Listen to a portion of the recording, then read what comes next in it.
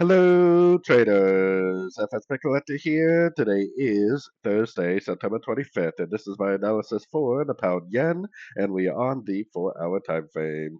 So, anyways, on the pound yen, I've been saying for the last couple of days that this move up could be a pullback within this move down. It could bounce from one of these Fibonacci retracement levels, any one of them, and then start another pretty big push down for a wave C. To me, it definitely does look like a possible wave B, and it definitely did break structure to the downside, so it seems very likely. The only problem with this analysis is that the weekly is definitely in an uptrend. What does that mean? That means that you may never get a break to the downside at a fib level, but instead it may just keep on pushing up. And if you wait for confirmation on the sort of time frames, which is a break to the downside at a fib level, whether it does it here at the 50% or whether it goes up to like the 61 or the 78%, the break of structure to the downside is what's going to tell us that this move up right here is definitely a correction to this move down.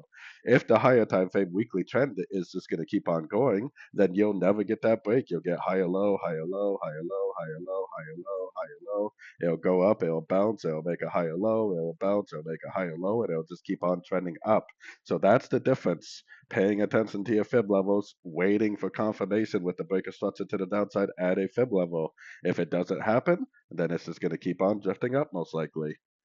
So anyways, don't forget to check out my website linked over here in the corner. And as always, thank you for watching and happy trading.